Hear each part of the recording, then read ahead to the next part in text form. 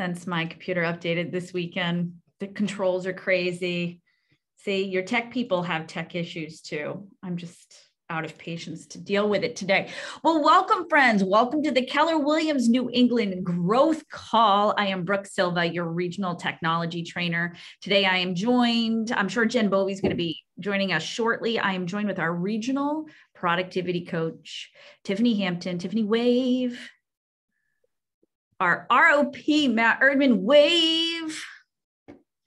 And today hello. And today we are interviewing Matt about how he got his start. We have a whole bunch of new friends joining us. Last week, I was a guest on the Early Birds Clubhouse chat. I see Marilyn. I see a whole bunch of our friends from there, and we invited them on this week. So here's how this goes. We invite somebody who's amazing to come on and talk for the first few minutes, up to 15 minutes. Then we go over the social media content. Then from 2:30 to 3, it's all things tech that actually matter in your business. And today's a good one. Today's Ask Us Anything about tech. So let's put it out there. We're only talking tech today. So let me spotlight Matt, myself, and Tiffers, and we're going to grill you. I mean, we're going to ask you some fascinating questions about you. Cool. Hey, no touching. What'd you do? Okay. We good? We're good. There we are. We're spotlit. So, Matt, why don't you tell our friends who you are, where you are, and how long you've been in real estate? Sure. The last one is a funny question. So I'm Matt Erdman. I'm currently the operating principal for KW New England. I'm also the operating principal for KW Legacy Partners in Connecticut. Background, I've been an agent, a team leader, a MAPS coach, an OP, an investor, and regional OP. So that's sort of been my real estate career. And the only reason I say the last question is funny is I've been telling people that I've been in real estate for 12 years, and I just recently realized I stopped counting 8 years ago. So at the end of this year, it'll actually be 20 years that I've been in real estate. So talk to us then about how you got into it and how you got started and really started to build a big business. So it's a little bit ridiculous, but I caught the real estate bug very, very early. I grew up in a house with a single mom, did not have a lot of financial resources, so I was always sort of entrepreneurial. I understood there were things I wanted that my mother could not afford to provide. So at a pretty young age, I always found a way to make money. Back in the day when it was actually a thing, I had a paper route. Paper boy. Yeah. So I used to get up super early and go deliver papers before I went to school. Believe it or not, at that time of day, there's a lot of infomercials on TV. So I literally caught the real estate bug watching infomercials about get rich quick, courses that you could buy and stuff like that. At one point in time, I even gave my mother cash to use her credit card to order one of them. That's kind of where I caught the real estate bug. I bought my first investment property, put it under contract when I was 19, closed on it when I was 20. I had no money. I was still essentially poor, but figured out how to do that. Fast forward, I got into real estate in 2004. After doing different things, I realized my biggest motivation early on was I wanted to be a real estate investor. Fast forward a few years, I bought my first property. I joined the military. I went to college. I got married. I did a bunch of stuff. And I looked up and realized if that's what I wanted to do, I had to figure out how to make real estate my bread and butter, the thing I did for a living. So I essentially looked at everything that I could possibly do inside of the real estate world as a full-time job. And I know it's terrible to say, but I chose Realtor because it was the lowest bar of entry with the highest income potential, right? So when I looked at everything I could do, it would cost me the least amount to get in. And as far as I could tell, the amount of money I could make was completely up to me. To be 100% candid, I did not think that I would enjoy being a real estate agent. I had been in sales for quite some time, but I was used to like short sales. like things where, you make a bunch of sales in any given day. So the idea of having sort of the reward a little bit further out, I wasn't sure if I had the attention span for it. But when I got in the business, I actually fell in love with it. I loved everything about it. I loved meeting new people. I loved helping them achieve their real estate goals. I loved all the challenges. When the deal was coming apart and everybody was losing their mind, I enjoyed being the calm in the storm and figuring out how to put the deal together. So long story short, at the time that I got my real estate, I was running an automotive repair shop. I quit my job, took a night job in a warehouse, loading trucks in a refrigerated grocery warehouse so that I could sell real estate during the day. Did that for about a year, doing both of them, put all my checks away till I had a nice cushion, felt like I could cut the cord and go full time. And then I went full time in real estate.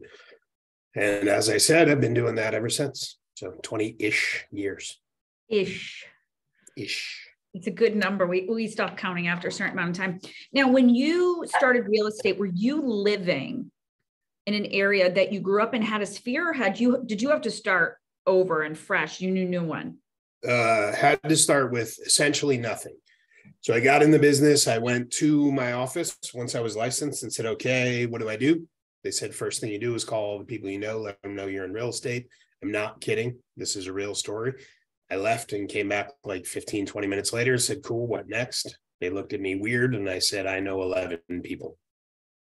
Now, there should have been one additional question, which is, 11 people on the planet? If they had said that, I would have said, oh, no, I know a lot of people. I knew 11 people where I lived. I had moved there. As soon as I moved there, I went overseas with the military and I was gone. Then I came back and I was only there for a very short period of time. So the people that I knew were the people that I worked with. Other than that, I didn't have a sphere of influence locally. So basically, I was a prospector. So very quickly, I realized I did not know enough human beings where I lived to sell enough real estate to hit my goals. So I had to go meet people. You don't have to go that far back to when the industry was very different. Social media, believe it or not, wasn't a thing. Buying internet leads wasn't a thing. It was an eyeball to eyeball. Yeah, it was an eyeball to eyeball, belly to belly business. You had to find reasons to go meet human beings. So my primary lead generation early was expireds and for sale by owners. And then very quickly I added business to business to that. And then it was really those two things, and then continuing to build my sphere so that I had more than 11 people who actually knew me. Tiffany, you've got to have questions for Matt. You've been like this. You've been like this for like. Stop talking, Brooke. How long did it take for you to get your first piece of business? Ooh, good question. Oh, you know what? I do remember. So I'm not going to lie. I got lucky on the first one. The very first transaction I had. Wait, time out. You didn't get lucky. You did your job. Okay, fair enough. And I will say, very first transaction I did was one of the 11 people that I worked with, who was selling his house and moving in. He was like buying his parents' house, selling his house and moving into that house. So he was one of the 11 people that I knew, and he had a listing. The funny part he was an ex-special forces guy, very anal, not very friendly, didn't like a lot of people. I managed to fit sort of in that space of people he kind of liked, and apparently had enough trust in me to let me list his house. But I will never forget, I held an open house. An agent came through with one of their buyers, called me afterwards and said, or during the open house, and said, my buyer's going to make an offer on the property, swing by my office. I'll have an offer waiting for you. I said, cool. I drove down, I picked it up, acted as confidently as I possibly could. I got back in my car with that offer and proceeded to dial for dollars anybody I could think of, because I had absolutely no idea whatsoever what to do with the offer. Literally didn't have a clue. I started calling people. I have an offer. What do I do with it? I had no idea. So that was my first, and out of my first 6 transactions, I think were all listings. So I was sort of the opposite of a lot of people who get in the business, and a lot of times our first transactions are buyer side transactions. Mine were listings, but the reason they were is because I didn't know anybody. Because I didn't know anybody, I had to prospect. And when we prospect, the majority of the business that we get is actually going to be listings. So because I was sort of pigeonholed into being a prospector, it led to me starting my career as a listing agent and staying a listing agent. What did prospecting look like to you?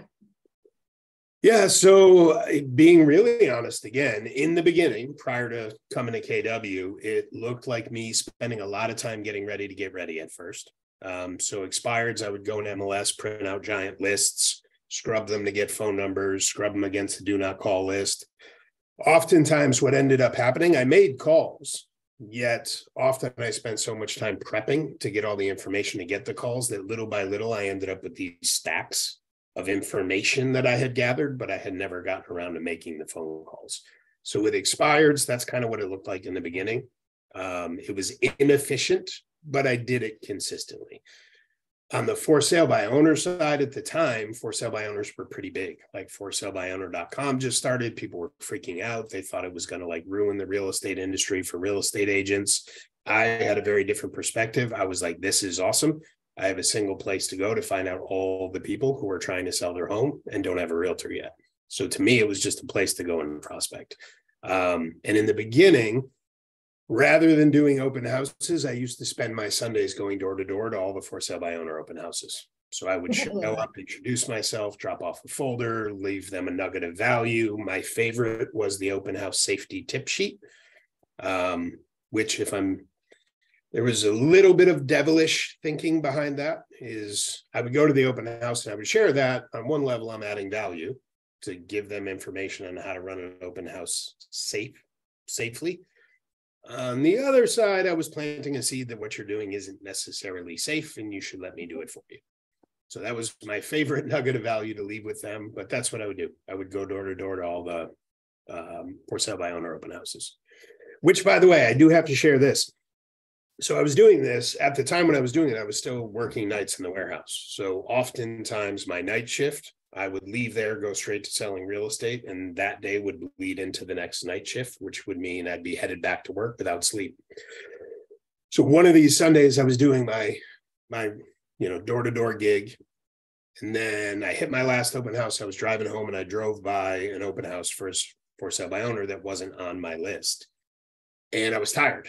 Like at that point, I had probably just enough time to get home, get something to eat, change. And I drove by the sign. Like I saw it and I had time to turn and I was like, I can't do it. Like I'm done for today. I can't do it. And I drove by. As quick as I drove by, I hit the brakes and I was like, no, dude, turn around, go back. Like it's right there. You're not going to drive by an opportunity that's right there. So I hit the brakes, banged a UE, went in. That was actually the very first for sale by owner open house listing that I took. Nice. Yep. So I was this close because I was tired to driving by that opportunity. And then that little voice convinced me to bang a UE, go in, do the thing, right? And that was the very first one I took. So I was that close to not getting that listing. Because at first I talked myself out of stopping and then I talked myself back into going and I ended up getting the listing. Yep. We have a couple of questions in the chat that I would love to get to, because one of these I think is so important in our database assessment. A lot of this stuff is covered in there, but somebody asks, if you were starting now, what are 5 things you would do to build your business, assuming all your contacts have been reached out to in your sphere and you've got them on drips? Like what are 5 things you would do? Because this is kind of the question I was going to ask. So 5 is a lot. Yeah, let's do 2. So let me go. I don't even know that it takes 5 to be successful. It takes less than 5 being done consistently. The number one thing is I would lead generate. That's all there is to it. Everybody wants a different answer, wants a silver bullet, wants something new, tricky, whatever. If you're not consistently looking for humans to build relationships with and help buy or sell real estate, you're always going to be behind on your goals. So number one thing I would do is set your calendar up such that the first thing you do every day is lead generate, period, end of story. And I'll share a very quick story. There was an agent back when I was an agent who showed up at the office. She was brand new, very socially awkward, but she started showing up and lead generating every morning. And I was often the only person in the office lead generating. And she sat at a cube right outside of my office. I would hear her making calls, and she was really, really bad, really bad. And I remember sitting there and going, oh man, should I like peek my head out and help her? But I don't want to offend her. Right. So I just kind of was like, oh, today I would go help. But I didn't want to offend her. So I just kind of, and she would poke her head in, am I bothering you? I'd be like, no, you're good. Do your thing. But she was really, really bad. All of a sudden, one day I heard her book an appointment, and I poked my head out. I was like, hey, you got one? She was like, I did. I was like, congrats. That's awesome. Fast forward, she had 4 new listings on the board. And an agent who had been in the business for 40 years, used to own their own brokerage, came into my office and said, did you see how many listings so-and-so put on the board this month? I said, yeah, I saw that. She goes, how the heck is she doing that? I said, I can tell you exactly how she's doing it. She's in here lead generating every single morning. And by the way, she's really bad at it. It doesn't have to be pretty. It just has to get done. I'm like, however, she put 4 listings on the board, even though she's not very good at prospecting, because she's doing it consistently. And if she keeps doing that, she's eventually going to get good at it. And then she's really going to start putting listings on the board. The point of the story is consistency beats charisma every time. The reason she did it is she was just consistent. She was swinging the bat. And I've seen it time and time again in our industry. One person comes in and you're like, man, they're going to crush it. They just got it. They got it. And then somebody else, you're like, I'm not really sure. Like, fingers crossed for them. One shows up and swings the bat and they win. Consistency beats charisma. So number 1, set your calendar up so that you can win, right? Like, you need to tell your time where it needs to go before you're wondering where it went. So first thing in the morning, lead generate. Right now, if you haven't already worked your database, then focus on your database. Focus on calling them, having the conversations with your database, and then ask yourself, who else can I call that I can start adding to the database? I would encourage you to look at it and say, who are the people that either A, I know transact in real estate and possibly can refer me multiple transactions a year, right? Investors fall into those buckets. People who own businesses that help people who own homes fall into those buckets.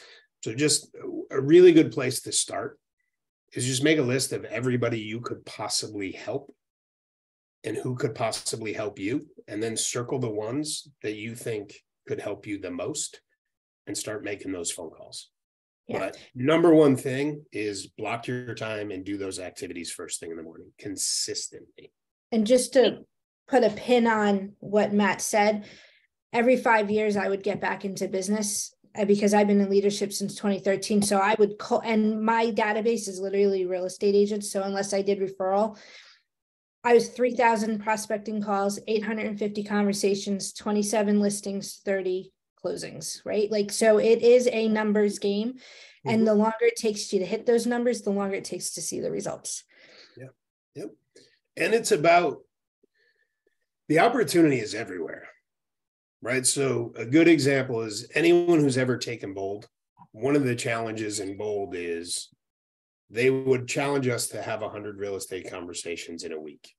And then somewhere along the lines in Bold, they would raise the bar and they would see who is willing to step up to commit to having 100 real estate conversations in a day. The very first Bold, I was there as a team leader. And when they presented that 100-day challenge, I remember sitting there and going, oh, fill in the blank.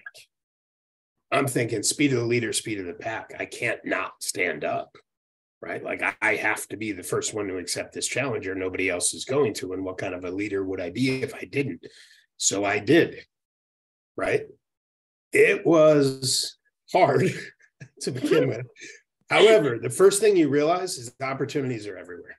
The minute I woke up in the morning and I knew today I had to have 100 real estate conversations, and if I didn't do it, I was going to be letting down everybody that I lead. All of a sudden, I was like, wow, every single day I'm missing opportunity. Because once that RAS was up, the antennas were up looking for those opportunities to talk to people. They were everywhere. And yes, I had to pick up the phone. But by the time I even got to the office, I probably had 12, 15 of those done. Right? All the people that I see and don't interact with, right? All of a sudden, I just made it a point to say hello, and then a conversation starts, and yada, yada, yada. The opportunity is everywhere. You just got to put yourself in front of it. We just ended baseball season and softball season. Like, how many of you were on the field, and how many times did you walk around that field and have those conversations? Mm-hmm. Yeah. I love this. This has been, I couldn't keep up, and I'm the fastest typer on the planet. I hope you go back and watch this recording with Matt. He dropped so many nuggets of wisdom in 21 minutes. My mind is blown. So go back, write down the notes, but it comes back to just doing the basics. Lead gen, time block. And again, for the individual who asked for 5, you don't need 5. You need 1. And then when you're doing that consistently, come back and ask for another one. But really, do your lead generation every day. Start with your database. Once you do your database, and by the way, when you lead generate, you're doing it with a CRM. Every contact you make a note of what the conversation was and what the next task is. As you do that, your dashboard starts to tell you what to do every day, and your life becomes very simple. You wake up, you turn on your dashboard, you do what it says to do, and the rest takes care of itself. Oh, Heimlich. Brooke's joking. She needs a virtual Heimlich. Thank you, Matt. Thank you for coming on. We are going to jump into our productivity part of things. So stick on with us. Drop any nuggets or answer any questions in the chat. We appreciate you as always. Yep. Absolutely. Thank you. All right, Tiffany, your part up first. I'll share screen so you don't have to, and we'll get right into it, friends, and then we'll get into the other stuff. All right. While Brooke's pulling it up, here's the deal. We know that there's a 1-3-5, a GPS, 1 goal, 3 priorities, 5 strategies, right? At the end of the day, we get ourselves in trouble because we find all the busy work. So if you go to the June calendar, we have put regional coaching into the 1-3-5 filter. So can you make that a little bit bigger? Just a little bit. You always I know. How dare I ask for something? So if you look at this calendar, you will see that on Mondays we do cracking the lead generation code. So one of our 3 priorities is lead generation. One of our 3 priorities is our database. One of our 3 priorities is learning the scripts and the accountability and the conversation, right? So we have put all of these into a nice, pretty bow so that all you have to do is show up and you will get the items. This morning at 10:30, we went over geographic farm. Everyone that was on that call had a plan to have a geographic farm of 50 by the end of this month and 100 by the end of July. So these aren't mofers, and yet to everything that Matt talked about, just show up, take action. That's what I got. Who is this for, Tiffany? Because I think sometimes there is this is not for me type of limiting. It's for everyone. Because you're doing the sign language dance for us, the interpretive dance. This is for everyone. Because here's the deal. If you're a brand new agent, together, hold on. Who is this for? Everyone. Ready with me. 1, 2, 3. I'm not doing it. Everyone. This is why you and I are. Yeah, Noah's got it. Yeah. All right. So this morning we talked about lead generation.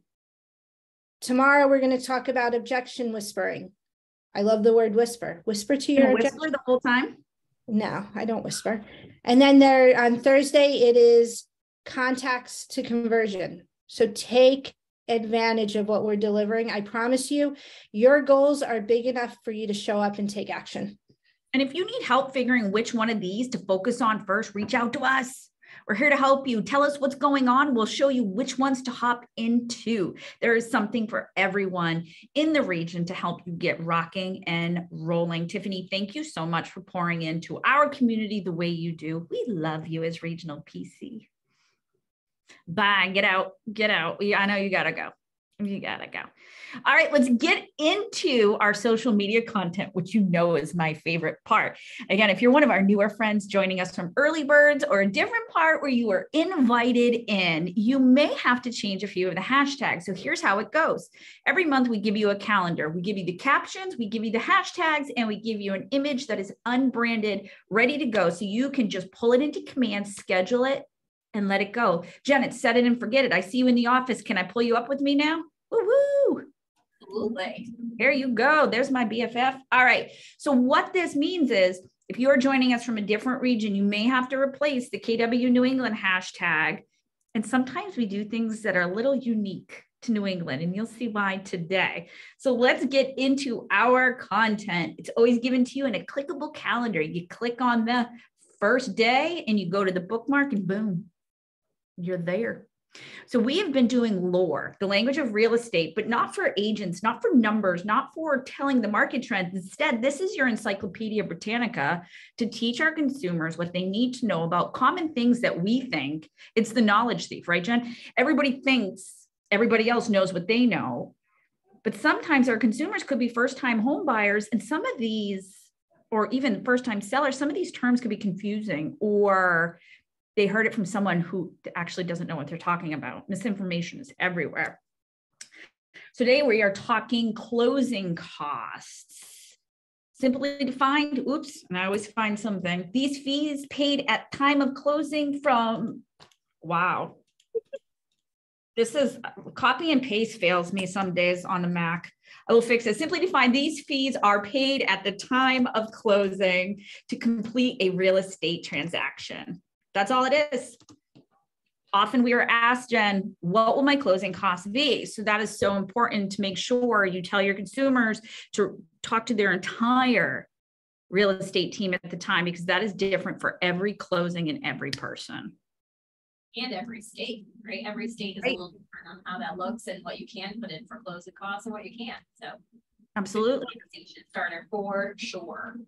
Yep. So here's that hashtag. That's KW New England. You might want to just put your region's call sign in there. The reason we use the hashtags is to try to break Facebook's algorithms.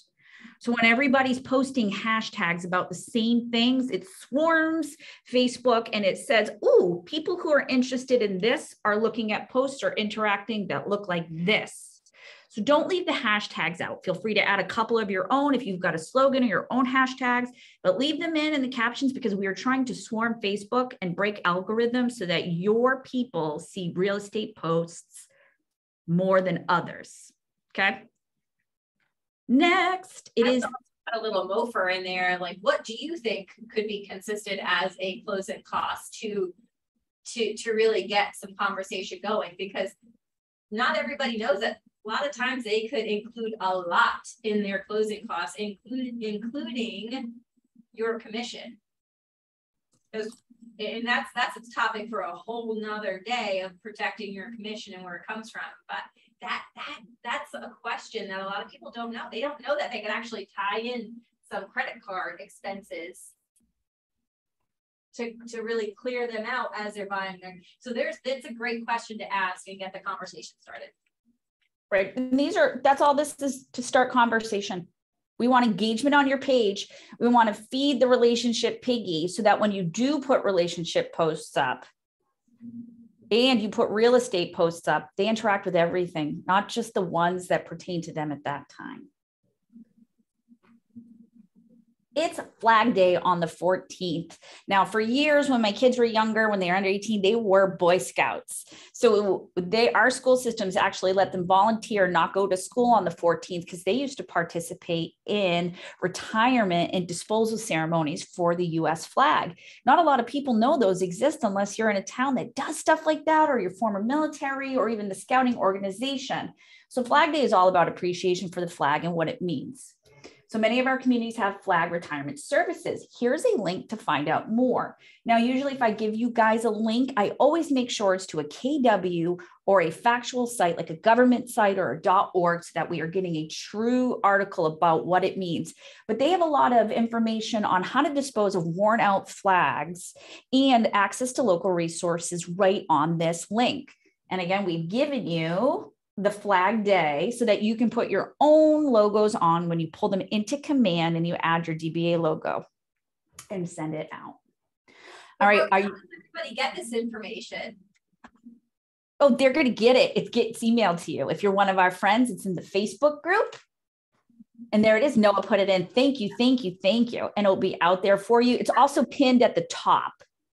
right? We have these everywhere for you because we want to make sure that you go utilize them now.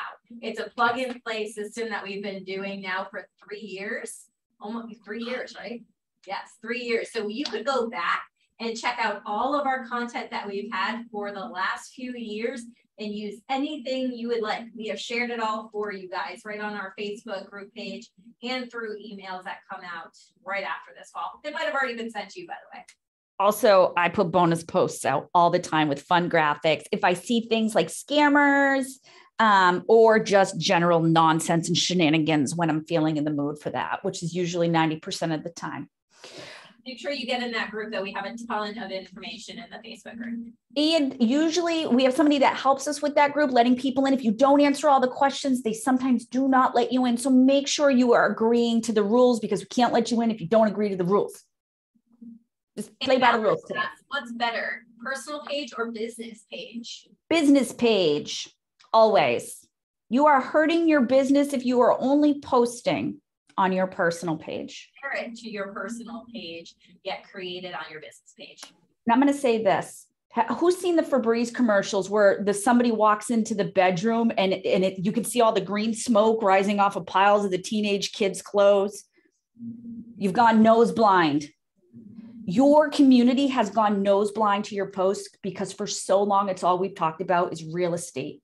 And we forgot that we should be treating our business Facebook page like a brick and mortar. What do you want them to know and see and love about you when you walk into my brick and mortar? So be selective on what you send back, so that way you can get people engaging on things that matter on your business page, so more people see the things that have to do with your business. You're not searchable necessarily on your private pages. You are in your business pages. So always, always, always business. And then maybe start in the beginning with just this or that Thursdays. And then when people engage, pull it back, invite them. All right, Jen, are you ready for the most controversial post I've ever made for this or that Thursday? I was scared, but yeah, let's do it. You should be. You're not in New England. You might not understand the power behind this post.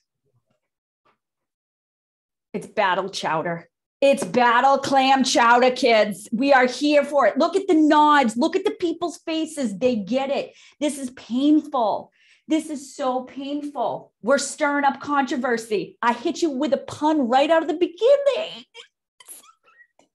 Do you prefer creamy, velvety, the only one that actually matters, delight that combines clams, potatoes, onions, bacon, all the good stuff in traditional New England clam chowder, or that other one, the tangy red one, the Manhattan style clam chowder?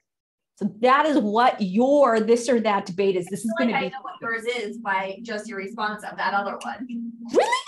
So here's the other thing you're doing. Bonus points for the best place in New England to snag a bowl of each. You're drawing your people in to give you all the information on the best places to go and get it. Ask why. Why do you like the red over the white? Right? Just keep asking questions after questions. So you put it in the chat. What is your favorite? Are we New England clam chowder? Or are we the red Manhattan clam chowder? Okay. Right now we're having a debate about lobster rolls. Brooke, I just popped in the chat lobster rolls. That should be one too. Butter or mayonnaise. Oh, girl, I got you. Next week. I got you. Next week. All right. I love that. About 2 years ago. So we could find that one and we'll bring it back. See, I think some of our friends are scared now to put Manhattan in there. Even though some of our Connecticut friends are closer to New York, they might be a little scared. Listen, it's okay. It's okay to like Manhattan chowder here. It's okay. I mean, but as New Englanders friends, no, quahogs are not on the list. Delicious. Never had a stuffy until I visited Jen. Delicious. But you have to pick. Are you team New England or are you team Manhattan? Wait till you see. I think the candy corn debate was the other heated response we got from people. I know this one's going to be up there with the candy corn debate of 2022. So get this stuff out there. Stay on with me. We're going to kick Jen off. And I have a whole bunch of our Market Center tech trainers on. I need you guys to raise your hand in a second because it's Ask Us Anything. We used to call this Stump the RTT and MCTTs, but it is Ask Us Anything about technology. And Brenda just threw in a third option, which I like it, Brenda, from Rhode Island here. What about the Rhode Island clear chowder? I didn't know there was such a thing. That it does not sound, sounds like soup you forgot to add the cream to, is what it sounds like. Listen. All right. We need to give something away before I leave. Oh my God, I forgot about that. Yes. Yes. We have 51 people on. You have to be here to win. It is a ticket to the June 27th. Alchemy of Money. This is all about your wealth and all about tax strategies. You are going to walk out of there. The ticket's $25 if you want to buy it yourself. Yet you will walk out of there with so much wealth information, it'll make you money just by sitting in that class. Please, please, please, please, please attend. Yet we do have a winner for today. And Brooke just sent me the wheel of who has been here and who is participating. And our winner is Lee Corey out of the Cape Cod and Islands. So Lee. Are you on? Yes, Lee, are you here? I think so. I think I see you. I'm here, but I'm not from Cape Cod. I'm from Boston Southwest. That's what I meant. That's what I meant. Boston Southwest. I was just making sure you knew where. Yeah. Yeah. So yes, Lee from Thank you. Southwest. And Awesome. Congratulations. You will be coming to my Market Center for our Alchemy of Money on Awesome. us. Thank you. Appreciate it. We will get that info out to you. Now all after my this early call. bird peeps are going to want to come too. So we're going to have to invite them along. Can they I will come get you even the if link. they're Only 50 seats, and I think we have about 20 sold. So only Yep. 30 left, guys. So get your ticket now. All right, I gotta jump off. Congratulations, Lee. Thank you. The rest of the call, guys. What a great call, Brooke. All right, bye. Thanks. All right, we're going to stop recording and then restart so that we can cut the tech part off. So give me a sec. Stop. And MCTT.